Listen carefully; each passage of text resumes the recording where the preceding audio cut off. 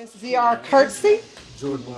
She serves as the policy analyst for Albuquerque City Councilor Nicole Rogers, representing District 6, which includes Albuquerque Southeast Heights, Nob Hill, and the International District.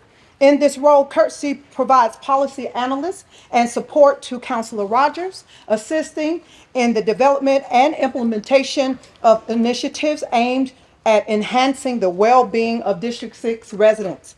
Beyond her work with the city, Kirksey is actively involved in community service. She has represented Albuquerque's youth at the New Mexico Outdoor Science and Technology Conference, where she delivers a beatboxing performance to promote youth engagement. She bad, y'all. Additionally, Kersey serves as a director at large for the New Mexico Recreation and Parks Association, contributing to statewide efforts in recreation and park development. Her dedication to public service and community engagement underscores her commitment to improving the quality of life for Albuquerque residents. Please join me in welcoming Ms. Kersey along with her panelists at this time.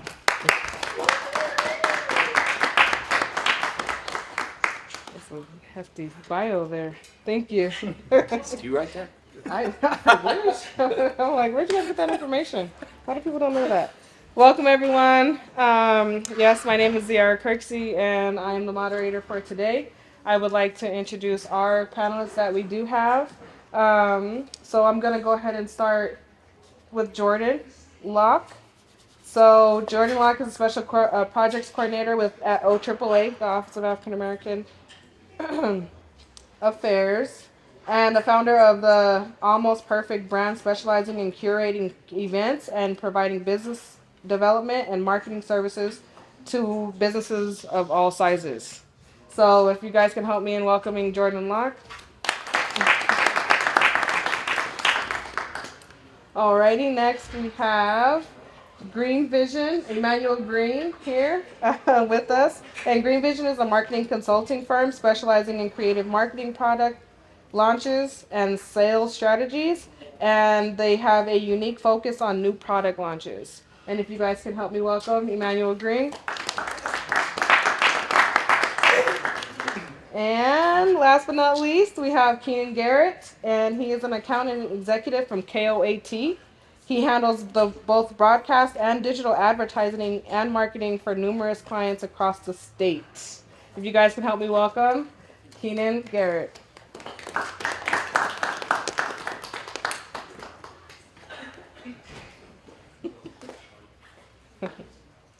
So I would just want to kind of give everyone welcome to today's panel discussion in digital marketing and in the Black community. As technology continues to evolve, the way we connect, communicate, and engage with brands have changed dramatically. The digital space offers unique opportunities, especially within the Black community, where cultural influence, creativity, and innovation are shaping our trends in powerful ways. So we have a couple of different questions that I'm just going to go through and ask each of them. And then if you guys, and then at the end we will have opportunity for you guys to also ask some questions throughout.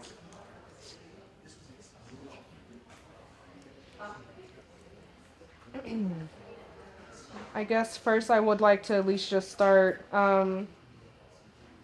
with which social media platforms should Black business owners focus on, and why? And if you guys would like to. Sure. Okay. Well, I brought a little cheat sheet just so I didn't forget any of my talking points. But I would have to say Meta or Facebook and Instagram are important for a company to really tell a story with visuals and updates. It's a great way to share your it's a great way to share amongst a wide reach. I would also have to say YouTube is a great way for educational videos, and then with properly titled videos, it can boost your visibility rankings on Google. Well, you hit them all. So I was gonna say, yeah, definitely YouTube, because it's underutilized. A lot of people look at the TikToks and all that, but if you have a product, because we're on new product launches, have a product that requires education, YouTube is a good platform to kind of set it on and basically drive traffic to there. And the conversion rate is much higher than like Instagram and the TikToks, because the shorter videos, you got to remember people consume like 8 seconds, 9 seconds. The watch time on TikTok and Instagram, if you look at your average watch time, you might get 10 seconds, right? People who watch on YouTube are there to watch videos, so they watch longer, and so you'll get a longer retention, and they do more. And they don't skip ads a lot of times either because they're consuming the education, they're consuming whatever it is. So a lot of people, it's underutilized when it comes to YouTube. We're starting to get more on YouTube ourselves, so this is fresh knowledge. So just letting you know, YouTube is definitely a platform that Black businesses should get. So if we ask the question, I would like it just to let all three of them, and then after that, we can open it up for the question. So to kind of piggyback off them, I think, one thing that you have to do when you're utilizing any of these platforms is really understand your target audience and your demographic. And I think, the different social media platforms, you're able to reach different audiences. So, like JR said, I do a lot of event curation, event planning, large scale events. And, one thing that's really crucial for me there is Facebook, because you're able to build a solid community and reach, people consistently. You're also able to do things like create events. So I think, Facebook is really good for, things like I said, building a community and, reaching that core audience that you may have. I think, Instagram is great for, short form type stuff. You're able to get creative with the reels. And reach different audiences there. And then, of course, if you're trying to touch the younger generation, of course, the TikTok, throw a cool song with it. You can, very easily go viral on TikTok and reach that younger demographic. When I do my consulting and things like that, trying to reach more business to business audience, I think one thing that's really underutilized is LinkedIn. So, I think it really just depends on what your target audience is and the service or product that you're offering. And you kind of use that to tailor your approach as far as your marketing and which platforms you're going to be using. Awesome. All right, questions? All right. So the question on the YouTube, and then I'm gonna come back to LinkedIn. So the YouTube one, so you said it's becoming more popular, and I know you mentioned when people go to YouTube, they stay there longer, right? So I was told a while, and I don't know how true this is, and you got a video, you need to break that video up in 10-minute increments or 3-minute increments and upload it. You know what I'm saying? Because even on YouTube, they said, oh, well, people go to YouTube and their attention span, they don't want to stay there long, just gonna watch a couple minutes. So what is the good, what is like a good length for a video? Since you said, because the platform is there, because people want to watch stuff. Correct. However, you're still being told, oh, well, you gotta make it short, because we believe that the average human's attention span, although you can have, education and stuff, it's only about that long. So is that true as far as, or what is the recommended time length for a video to make it more effective? Right. Last portion. Oh. You mentioned naming. Somebody mentioned naming your videos. So I guess I got a question for everybody. I'm sorry. That's good. All right. So you mentioned naming the video so you can be found. You mentioned the length on YouTube, and then I was going to ask you about LinkedIn and proper usage, business versus professional. Okay. Well, I'll start with the first section, which is basically, so first off, knowing your audience, because that is kind of a broad range for everyone, just set people's attention span, but it's all about moments. You got to catch people in a moment, right? People, when they're focused on something, they're watching more than 10 seconds of anything. If you're sitting down watching a movie, it's not 10 seconds, right? It's just the focus point. So you have to understand what your audience is looking for, and that's just going to come off of data. I mean, you're going to have to see what the average watch time of your consumer or whoever you're marketing to is watching, and then cater to that. So if you find that 80% of your consumers or people who are watching your videos are only watching about 45 minutes, 45 seconds, whatever, then you kind of cater it there. So you have to kind of, that's a broad question because it's catered to everyone and everyone's going to be unique. But just know when it comes to that attention span, you got to catch someone in the moment. So what is the moment that you're trying to express to them, and what are you trying to get across, and then catch them their focus, right? And there's not much you can do outside of that. If someone's going to go on and watch your video for 10 seconds, they're going to go and watch your video for 10 seconds. That means that moment in time, whatever it was that you're communicating, wasn't relevant to them. Because if it's relevant to somebody, you're going to sit and watch more than 10 seconds. And if you look at YouTube, you'll have videos on there for an hour, 45 minutes, 60, and those people, millions of views, right? So, but once again, you don't know how long those people are watching those videos unless you were running that channel. So whoever's running that channel understands my audience watches an hour's worth of my content. So I'm gonna continue to create an hour's worth of my content. So based on that, I'm gonna cut over one of the questions. He said, "Where do you get that data from?" Because Google is dominating everything, and I know YouTube combines with Google. So you mentioned, hey, you need to know who's watching your content, how long they're watching your content. So that's data. So where do you get that data from, and do you have to pay for it, or is Google the only place to get it? YouTube. So YouTube is Google, right? So it connects. So you can connect your AdSense, which is your Google AdSense, which is your marketing, to your Google Analytics, and to also your YouTube. So YouTube kind of creates this for you. Once again, it's internal, so you're not gonna know it unless it's your channel. But your channel, every video, like Mr. Beast, everyone knows this guy. He knows all his data, and his data is coming from YouTube, and it's free. He's not paying for it. Yeah, of course he has AdSense and all this, but the data as far as what his people are watching, he can see that. We can't, but he can. So it's there for you. It's all there for you once you have your account set up. Remind me of the second part of your So question. you mentioned videos and titling. So you said how you title. You mentioned how you title a video can determine views. Not determine views, but it's a good. How you title your video can definitely. Trying to think of the word. I guess it can hinder or it can increase your viewership with that transfer from YouTube to Google. Can you expound on that? Like give me an example. Like if I'm just trying to get an idea of how. What do you do with? Or what's How your someone would create a video. If I'm a content creator and I cook, a cook? So and I'm making a video on how to make peach cobbler. Like, how would I title that so I know people can come? and you own. So if let's say you own a peach cobbler bakery, and then you're giving them a how-to on how to make the perfect peach cobbler, you could title that.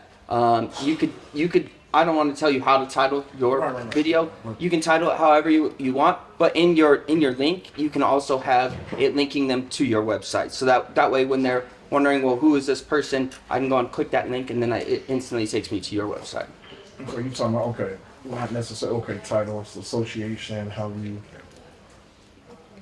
And also the piggyback over. So in regards to titling, I think in your title, if you can solve a problem or address a problem, that's always a good way to attract viewers and kind of catch people's eye and increase viewership on whatever you're trying to get out there. So we're gonna go ahead and. Oh, did you have a? Yeah, I just wanted to highlight, I wanted to thank Jordan for bringing up LinkedIn. I just want to say there's an opportunity there that I think doesn't oftentimes get highlighted to the Black community. So I have over 11,000 connections on LinkedIn. LinkedIn is the place where you have anything in the professional services. Yep. So people on LinkedIn make more money, have more leadership decisions, and if you're trying to get investment, VCs spend way more time on LinkedIn than any other platform. I'll give you an example. There's a Black-owned business called ISOM Global Services, which is up until in contract with the SBA. They run an accelerator program in 71 cities, and they recruited me off of LinkedIn to be the business coach for the SBA Thrive cohort here in Albuquerque. And it's been a incredible thing for my business. So just want to highlight that if you are on the professional side and or you're trying to raise capital, don't overlook LinkedIn. Definitely. So I do want to go into this question because I think it'll kind of go with where the direction that we're going. So when we're thinking about these different platforms and you guys are kind of going there, how can businesses maximize their return on investment when running digital ads on platforms like Facebook or Google or LinkedIn? I know it's free, but on those different platforms, how can they maximize on their return on investment? You want to start? Or I start? I can start again. Okay. I think to know your objective and then to target the right people with the right message. And then set your own expectations. Results aren't going to happen overnight. You have to remember that building equity takes time. Yeah, and I will definitely say, because I used to be very strong on LinkedIn when it came. I was in commercial real estate financing, more like the gray area of they could go to a bank, so we had private investors. I sourced like 90% of our deals off of LinkedIn, and that was before all the like robots and stuff. Now where you message people, so my connections I literally built by just messaging people. But I will say, when it comes to figuring out like basically you have to understand first off, are you B2B, you B2C? I mean, understand, because LinkedIn is more B2B. It's more decision makers. Like I said, people make more money. So depending on what if you're marketing pie, I mean, yeah, you probably could do LinkedIn, but you're talking more so for a company lunch or something. So first off, understanding who your audience is, that'll determine kind of where you're going. And then basically on the ROI, you have to look at social media as a billboard at the same time, because there is still a lot of noise. Just like when you post a billboard on the highway, people are going to pass by, but how many calls are you getting from that billboard? You just have to understand that it's, like you said, it's going to take time. Nothing's going to happen overnight. And if you're like, I spent $200 on this Facebook ad and I didn't get one call. Well, once again, expectation. What's your expectation? And understanding your CPMs, cost per impression, what's it costing you to get the people even to click, and know that the conversion rates, Instagram is like 3%. Facebook has still the highest conversions. Still, people like sleep on Facebook, but they're still the highest converting when it comes to running ads. So, and LinkedIn is more expensive when it comes to running ads. So just know your budget and know your audience first and foremost, and that'll determine your ROI. So that's kind of the best way I can put that. Yeah, I'm gonna continue to say it, and he said it also, but knowing your target audience and also clearly defining your goals, for whatever your marketing campaign is, whether that's, to create brand awareness, to get people to your site, to, sell a product, whatever the case may be. So clearly having those defined goals and making sure your messaging aligns with that. And then, making sure that you're also, once you're getting them to, whatever that destination is, whether it's your Instagram page, your website, that landing page, is attractive and it's user friendly, so they're not having trouble, making the purchase or navigating your website, whatever the case may be. And also, being flexible, being able to test different advertisements to different markets and to different demographics, to really understand, what's working and what's not, and being able to quickly, adjust. And, again, really just understanding your target audience, who you're trying to reach, and being flexible. Getting that look like I know. I figured you had a question. I got a question on Nextdoor. So I have an associate of mine. He has a business. He's doing maybe $250K a year. And I asked him, I'm like, hey, so how are you getting your leads? And we just had this conversation. He was like, oh man, yeah, Nextdoor. I was like, Nextdoor. I said, I've had a Nextdoor account for a while. So Nextdoor, I don't know. I call it the neighborhood Facebook. So that was my question to you. What is your opinion on Nextdoor? Because he said he gets 90% of his leads because it's local and it's referral based, and he has Nextdoor, business profile and all that. I have all that too. But I was wondering what he was doing. I didn't think, I see ads on there. I didn't think to run one. But what are your opinions on Nextdoor as a platform, and especially in comparison to Facebook? Well, I guess kind of like basically it's going to go down as all it is community based, and obviously the number one referral is referral based marketing, right? So all these platforms are doing is they're building up communities. The neighborhood is still a community. Nextdoor, it doesn't matter what they call it. They're all communities. Facebook groups, they're all communities. And then within communities, people trust more. There's more of a trusting factor. And it's like, this person is the great person for marketing, blah, blah, blah. And you're not going to question that because you trust the referral. So all these platforms, regardless of what they're doing, they're just going back to the old school when you used to be in your, I'm from Deming, small town, right? Everyone knows everybody. So, the local plumber, everyone goes to the local plumber because he's just the guy everyone knows he does a good job. It's the same concept. So if you can build a community, I think that's the one thing businesses are lacking or forgetting about.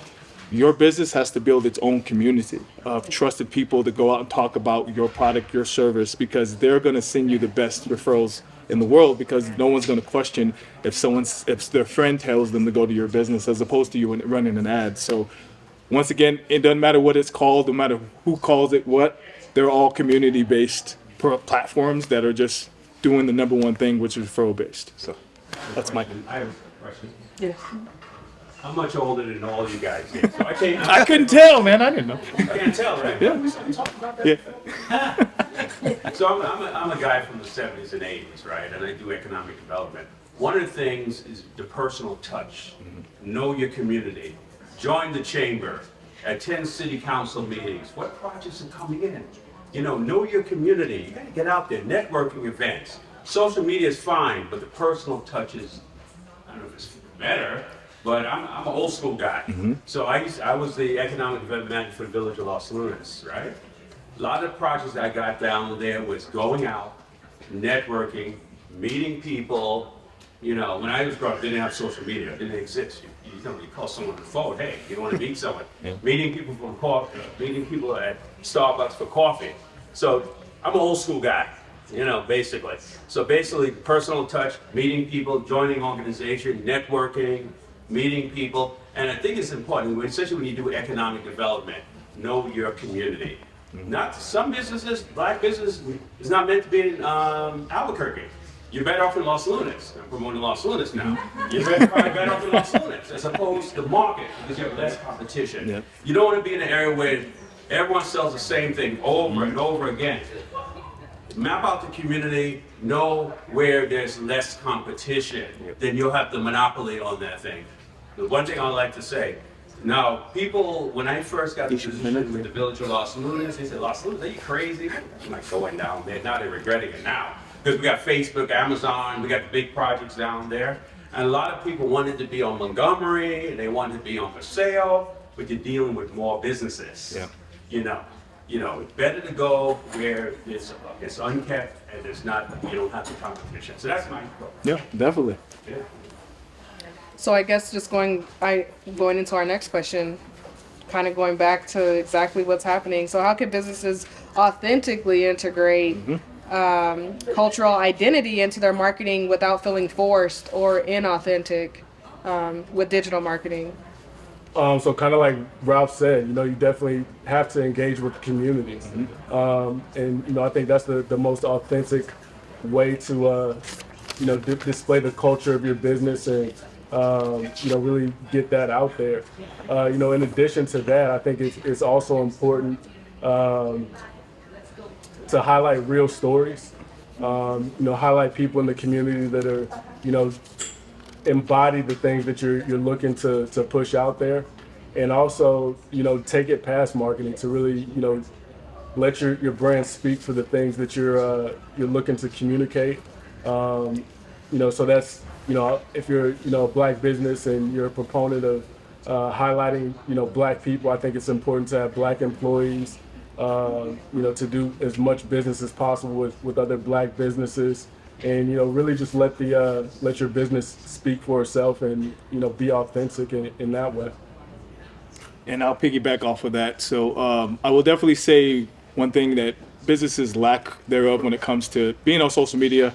We were saying it's cool, it's all that, it's new craze, but experiential based marketing, which is basically getting out into the community and building an event around your product. So right now I represent a black-owned patented t-shirt called Free Tea, and they're the first business to own a patent on a t-shirt in the last 100 years, and they're black-owned. They're from Mississippi, and they're in their 50s, and they figured to patent the split of a garment. Don't know how they got it, but they got it. I've been helping them with the past year. We had $8,000 worth of sale last year. This year we're projecting about 16 to 20. And we're doing experiential-based marketing. What we're doing is bringing back the patches. So in the 90s, the 90s is coming back.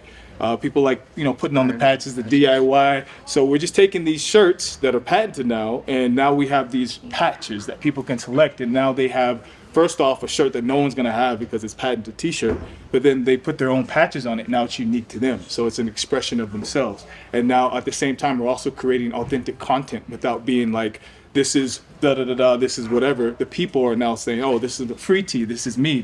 And that helps you create content without, once again, forcing it, because the community is now your voice, right? And we were there last year for Juneteenth at Open Space. Our shirts were, we distributed 170 plus shirts to the community. And I got, during the Juneteenth event that they had downtown, people were still wearing the shirts. So I just went out and started filming this stuff, and got great content of the community wearing the shirt. Once again, that wasn't something that was forced. They were continuing to wear it. They didn't know I was even the one. I didn't care. No one knew that I was the guy distributing that stuff. They're just like wearing their shirts, Juneteenth and everything. Should have bought one. But either way, once again, and the city sponsored that and got a part of it. So we're part of the community for an event, Juneteenth. And once again, that wasn't forced. So I still think, like you guys, exhibit, got to get in the community, doing event-based, still the experiential-based marketing is coming back now that COVID, everyone's like, well, COVID, now that's over. So get back in the community, get face-to-face, get your product in the hands of the people, give out some stuff. You know, you got to get out there. That's the best form of marketing. That's for me. You're okay, brother. You're okay. Hold on. Hey, we're streaming questions here.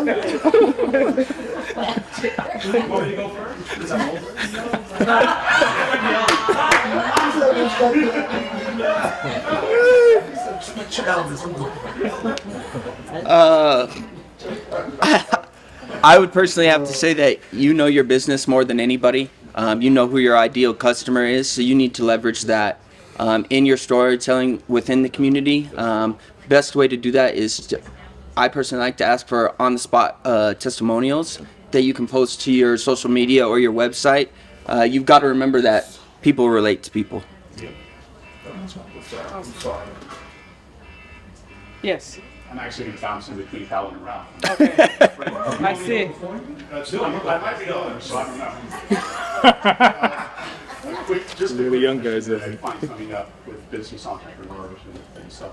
So this technology and digital media is always changing, digital marketing, right? And so when do you feel comfortable to help businesses or entrepreneurs move to new platforms? So for example, when everything started to go awry, continues to go awry with TikTok, and it might go away. Folks were jumping over to Blue Door, There's another one too, but yeah. right? So when do you help businesses be early adopters as opposed to just stay the course of what's working?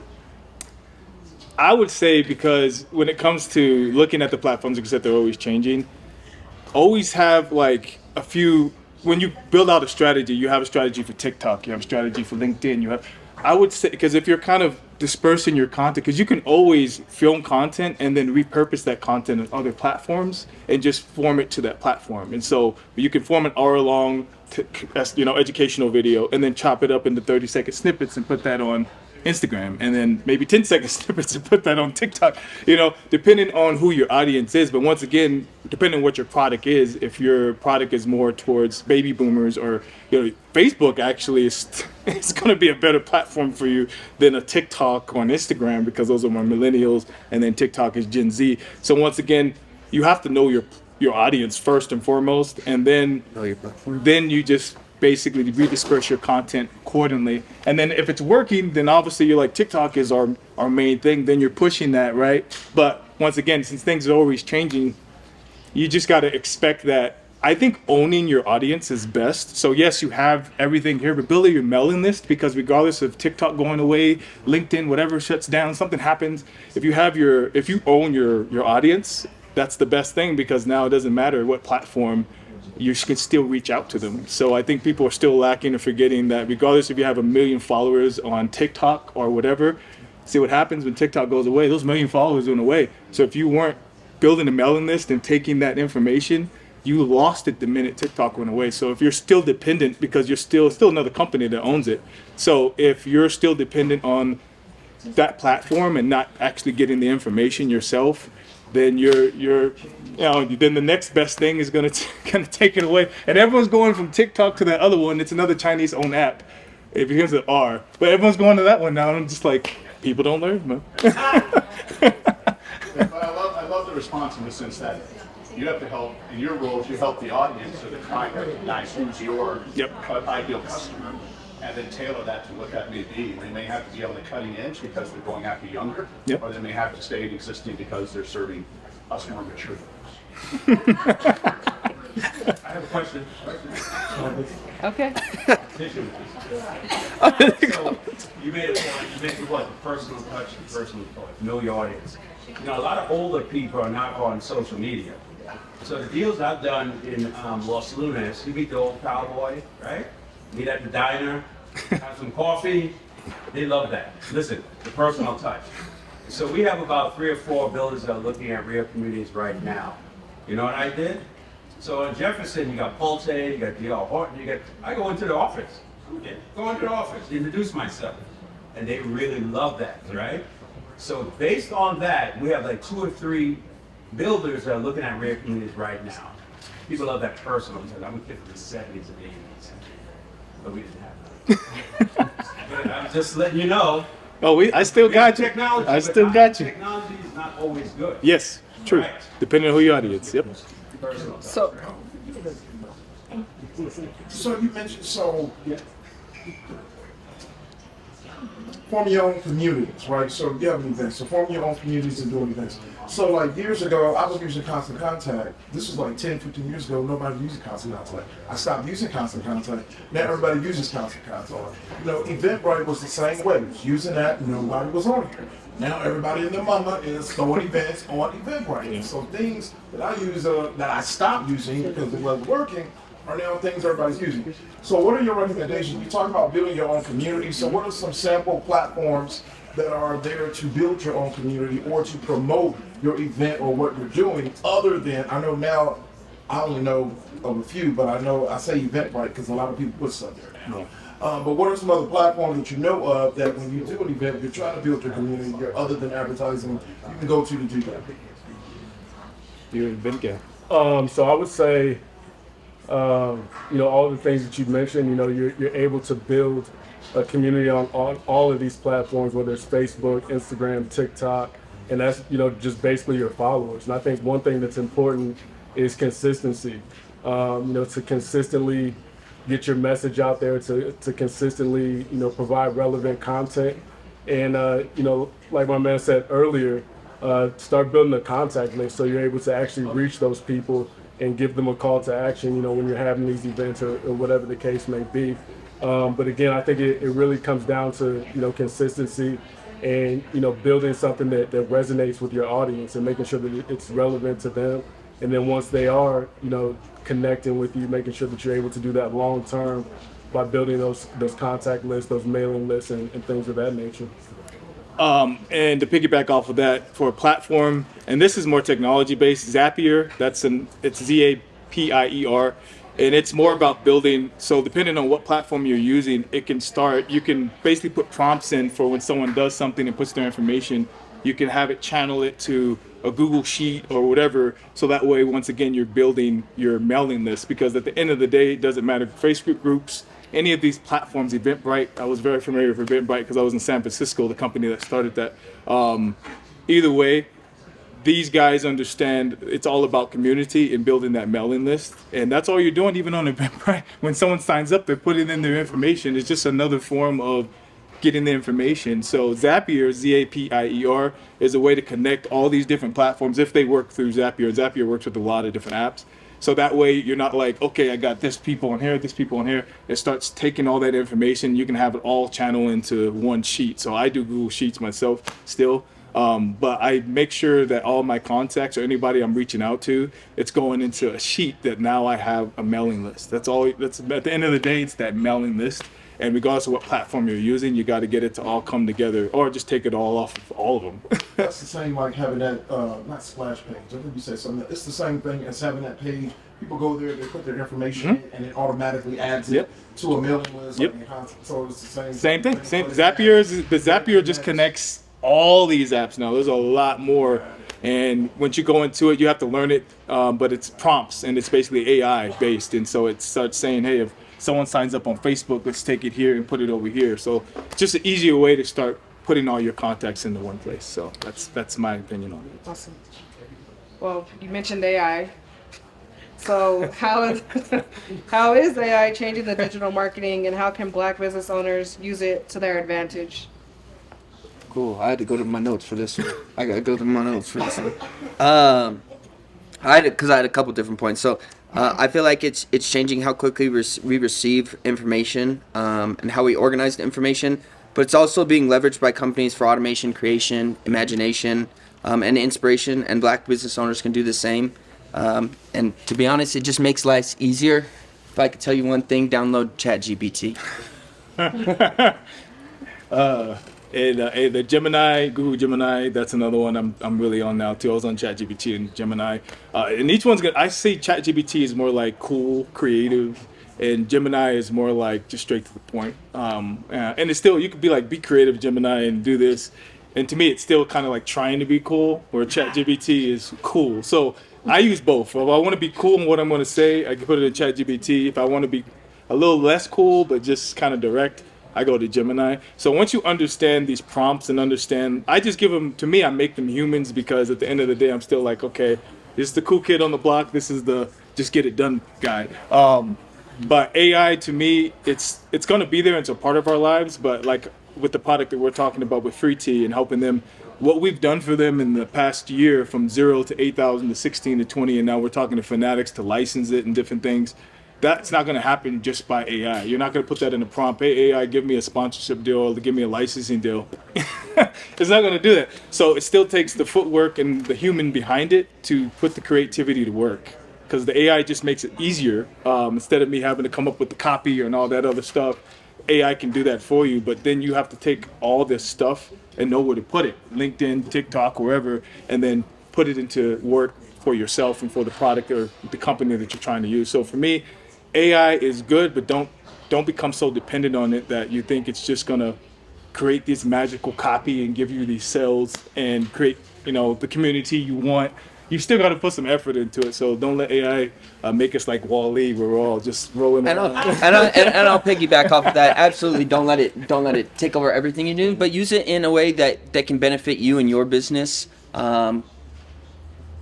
I guess that's all I really had to say, because I had to battle with him a little bit on that. I was like, use it still, but I do. That's why I said use it. Use it. I'm not saying absolutely. don't use it, but I'm just saying let's not just become, AI can do that for me. I think for small businesses especially, when you're understaffed, it's definitely a great tool to be able to supplement everything else that you're doing.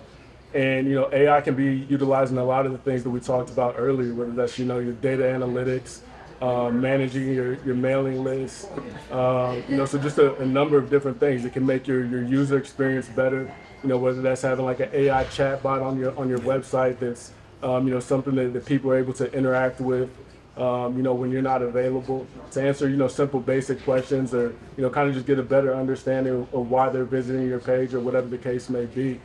So again, I don't think you should depend solely on AI for anything that you do marketing wise, but it does help be efficient, especially when you're a small business and not able to hands-on do everything, but especially things like data analytics and being able to segment your target audience and know what to send where and what people are responding to in different ways. I definitely think it could be a helpful tool that business owners definitely need to utilize.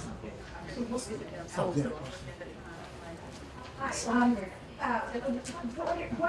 are you doing to protect your reputation and always by data and cybersecurity? Did she say? I can't. Can you speak up? I'm sorry. Sorry.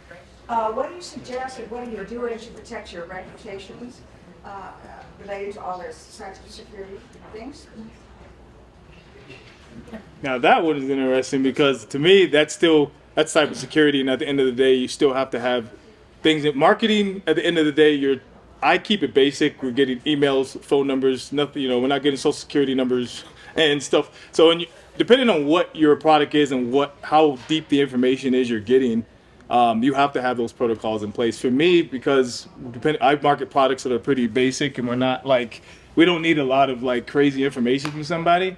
So a name, phone number, email is pretty basic. So obviously you have Google and OneDrive and all these that have these security protocols in place. But if you're getting more in-depth knowledge, if someone were to get into your stuff and now you're exposed, now you have to talk to a cybersecurity person. So that's a whole nother realm. That's not marketing, that's security. And to me, that should be, of course, that's part of your company, but marketing on the front end is just about getting that information, collecting data, and cybersecurity is protecting that data. So depending on what data you're getting determines on how in depth you have to go with your cybersecurity. So that's my take on that. Yeah, I would agree with that. I think when you're collecting somebody's information, just being clear as far as what the data is being used for, and then on the front end, when you're building out your platform, your website, whatever the case may be, just making sure that you're taking the correct measures to keep people's data safe, and not sharing their data without consent. So I think those are the main things. Terms and conditions. I have a three-part question. Oh, here we go. So with regard to Gemini and ChatGPT, are those free for people to use? That's the first question. The second question is, I've used Eventbrite and I have an event coming up and I've been told that I should use Eventbrite. However, I've also been told that at one point there was no fee to use it and now they're starting to charge. The third part is, how do we navigate sites that say, for people like us who are maybe over 50 or over 60 or something, like how do we determine sites that say, oh, this is free, like I was doing a business plan that said it was free, and then I did all the work and then got ready to download it. And then they said, oh, you need to pay $9 or $8 or $6 in order to get this now. Now I'm kind of stuck because I need it. So how do we navigate it's free and then it's not? Whew, that's a good one. First, the answer to the first part. I don't believe. I don't know about Gemini, but I don't believe ChatGPT is free.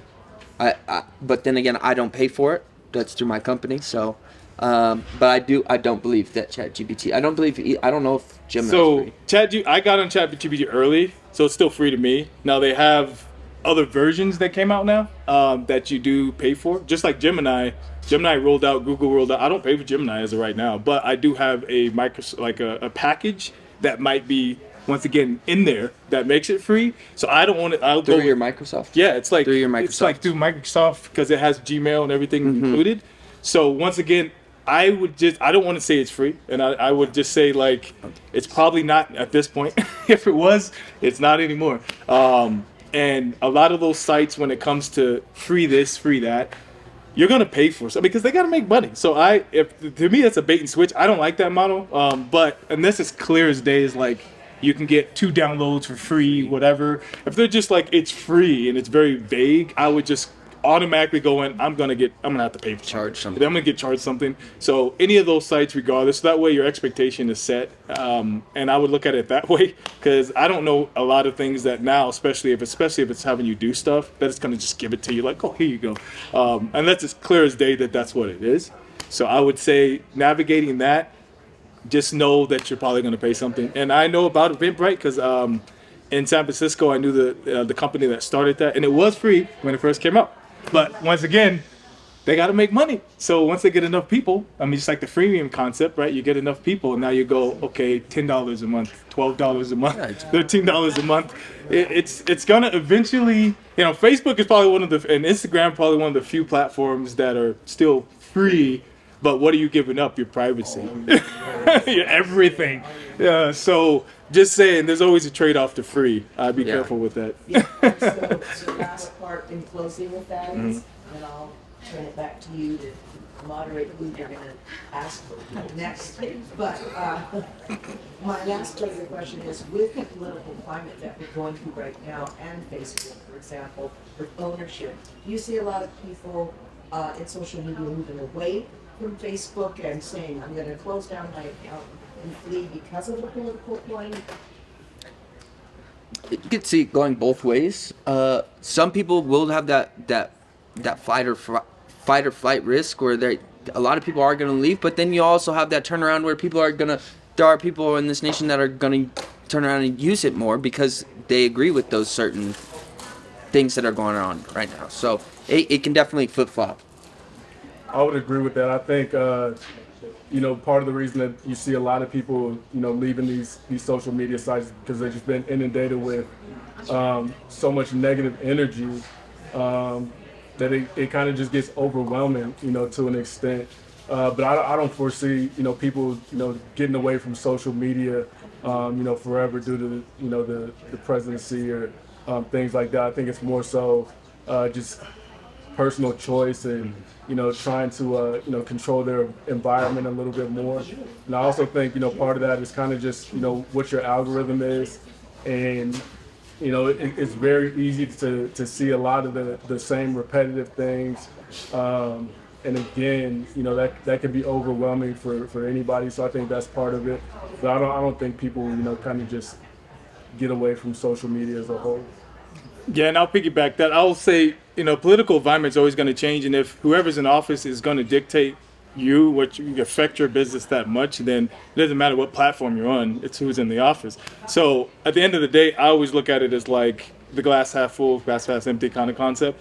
If people are fleeing certain platforms, it just opens up the door for other companies to go, well, there's less competition. But then also, once again, owning your community. If you have a mailing list, you have your own base, then it doesn't matter. You can still connect with them regardless of what platform, because they're connected to you. They don't care if you're on Facebook, Instagram, TikTok. That's just the platform that they can communicate with you on. But if you've already opened up the door for them to reach out to you, then it doesn't matter. So once again, I think it goes back to owning your community as opposed to dependent.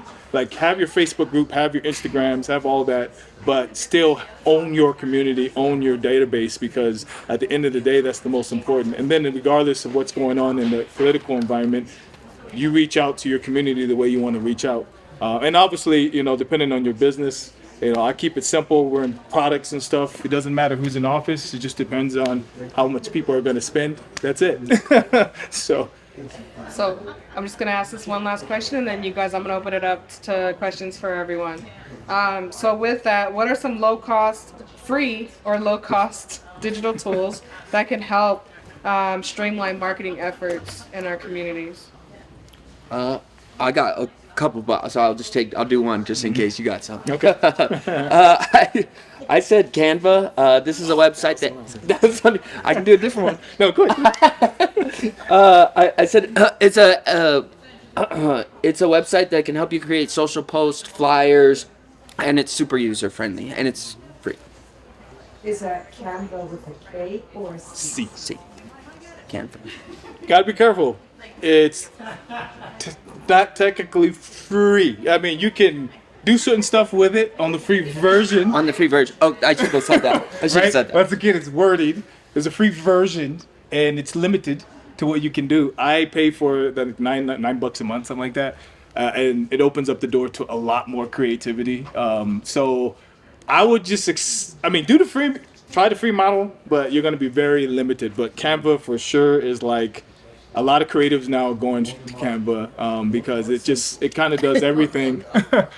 Just like the ChatGPTs and the Geminis, it's the same concept. Like, there's a free version, but you're limited. So if you're looking for free platforms, you're going to be very limited anyway. There's not very many free platforms anyway that you can do. But low budget. Canva is very low budget, I would say, for sure. Oh, and Lead Pages, $99 a month. It's maybe not low, but it's good to create. You can create unlimited landing pages for whatever you're doing instead of having to pay for a different landing page. As long as you keep it under one domain, and it's called a slug, where you put like so-and-so www.com/whatever. So if you have those slugs, you can create unlimited landing pages with Lead Pages, as opposed to having to pay for each page individually. So Lead Pages, that's another one outside of Canva. Spell that, please. Lead, Lead, Pages, Pages. I think there's a number of different things that you can do to keep costs down, and one thing you can do is do a lot of things yourself. And YouTube University, you can teach yourself dang near anything. So whether that's building out your website, like they were saying, Canva, and becoming not an expert but proficient, in a lot of these things can save you thousands of dollars. So I would say really just figure out what the needs are, what you're looking to do, and jump on YouTube and spend a few hours to become proficient in those things. And AI can do so much these days, whether that's a website, you get on Wix or GoDaddy or whatever the case may be. Your website is dang near built out to get you going. You kind of just have to fill in the pieces. And, with YouTube, you can learn how to do that very easily. And, have a professional website for, little to no cost when you probably be paying, a website designer, marketing person, thousands of dollars. So I think there's, a number of different ways that you can keep costs down as a small business owner. And, again, a good way is to jump on YouTube and, learn a lot of those skills yourself. So we had a question in the back. You said I can move Canva. Yes. So I think the cheapest way is networking. Personal touch. Truth. Attend This is still trade shows. digital, but yes. Okay. Yes, we're going digital. We're going digital. Okay, go digital. So you said it's content, right? I got 6,000 people on my Melons. Mailers. globally Oh. that I've met in Las Vegas, California. Get all their content. Send out an email blast. People in Africa. Yep. Stuff like that. It's cheap. Yep. That's excellent. There you go. Old school. One of the cheapest farms is Melon. Yeah, Melon is once again. Awesome. I had a question back here and then I'll kind of come up. It wasn't a question, it was mainly just like a comment, like if you're wanting to free education, HubSpot is a really great tool. Yeah. HubSpot, Yeah. HubSpot.com. They have certificate programs, so if you're wanting to learn content marketing, email marketing, SEO, like they have multiple certification programs. They can range anywhere from like 5 to 10 hours, and you can go at your own pace. There's a test at the end, and you get a little certificate at the end that you can print out, share on LinkedIn, whatever. That's a really great tool. I've gotten a couple of certifications through that. They expire like once a year, and you just re-up it after every year. But if you're looking to grow like your skills, HubSpot is a great way to do it for free. You literally sign up, you give them your email. That's the data that you give, but yeah, that's a good answer. Awesome. And then just behind you, and we'll come up. It was more of a comment because Emmanuel's helped me a lot with some of the stuff that he shared, and hiring in the Philippines was one of the things that he admitted to me that has been gold. They worked out. In terms of marketing, in terms of marketing, there's multiple ways that you could hire in the Philippines. But Emmanuel, you had suggested a certain agency, which was great because the big barrier was the English, and they had that part was covered, and so the costs for that are much lower than if you were going to hire someone in the States, obviously, to manage your media. And I've heard of folks hiring people in the Philippines to help with video editing and high-level skills that are a lot more affordable than, for example, if you were doing it here, and if you're doing it on a regular basis. So if you have a podcast, things like that, that's the way I think these people are able to do those businesses and grow them to the point where they're able to hire locally. Did you have a question too? No, Thank no you. question. I just wanted to, because he didn't mention that one, and I thought that was an awesome one. Okay. You and then I'll come. The We do just FYI, we do have 3 minutes, guys. Just Okay, so AI. So when the AI came out, I just bought it for the whole year and I kind of used it as personal assistant. Here's my question, because I had a client bring up Claude, then somebody was saying Gemini, then I had this engineer from California call me for a class. He was like, hey, we gonna do this, and it showed me where it's going. He said they got AI now that can take over your computer. Here's the question. You mentioned Gemini, you mentioned ChatGPT.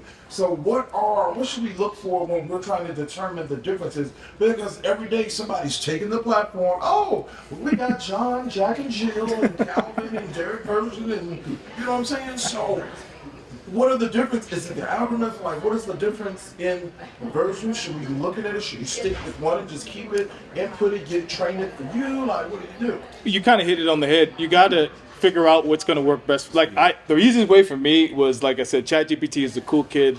Gemini is just like, get straight to the point. Like, I could be kind of cool, but I'm going to, so that's, and once again, it's just how you're talking to it. So you have to kind of train and figure out what's wording the best for you. If you like the way ChatGPT spits stuff out, then go with ChatGPT. If you like, I kind of go both ways. And like I said, ChatGPT to me is cool kid. Gemini is straight to the point. So that's how I look at it. For the computer versus your. I don't know how Gemini works, so I've trained my ChatGPT to almost like think like me, talk like me, Yep. do things that I would do. It doesn't take that long. You probably you have to you just get on for about 5-10 minutes probably, and it's just gonna ask you a series of questions, and it's gonna ask you like to pull some emails of your own words. That way you can think kind of more like you rather than. So that way that's where I do like to use AI, because sometimes I know I get hundreds of emails every day from a bunch of different clients, and sometimes I need help responding to all of them. Well, sometimes I'm like, hey, can you write me up something really quick? So that's where it's really come in for me personally. It helps take some of the ease off, I guess. So it's not taking over my world. And he had a great point. Don't become a robot with it, but definitely use it to your advantage. There's so many things that it can do to ease you as a business owner, rather than putting everything on your own shoulders. Or not. Were you gonna ask a question? Another free suggestion for anybody who's doing anything national or international: be a guest on podcasts. Yep. Podcast. Yep. So like Talala's, writing grants for nonprofits. Get on a good nonprofit podcast, and they've already developed the audience for you. Yep. Awesome. Thank you guys so much for being here. I know you guys probably have a lot more questions. I want to thank our panelists for answering the questions that we provided to them and giving a little bit of their expertise to you guys. I hope that you guys got what you needed out of it. If not, I'm sure that they're going to be around for a little bit longer. And if you guys have any other questions, if you guys would like to give them your contact information, maybe where they can get a hold of you.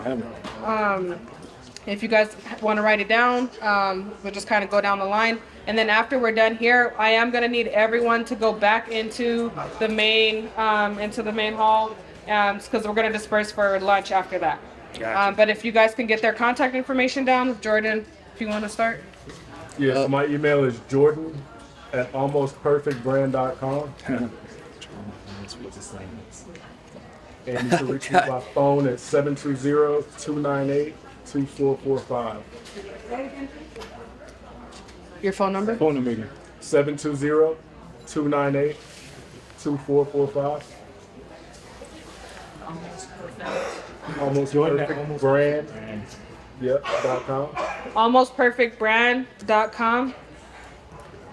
All right. And for me, pretty simple. It's info at greenvisionx.com. Exactly as it sounds. Green is the color of vision, like your vision, x.com. And phone number is 818. So it's 818-720-5769. I also have a digital card, so if you see around, I can just send it to you. But that's mine. That physical. I got you, brother. Old school. You guys can reach me at Keenan, KEENEN .Garrett, GARRETT at Hearst, HEARST.com. And my phone number, whenever y'all are ready, it's 505-688-5574. Hearst.com. Spell Hearst. HEARST. And there's a carry, 2 R's and 2 C's. Yes. And you were info at Green Vision. And I do have physical Green Vision. cards. X. I should have. X. I had that too. The digital. I almost. Alrighty, and that for everyone who also shared, thank you guys. Thank you. So is that the number you're going to give me? Yeah. Okay.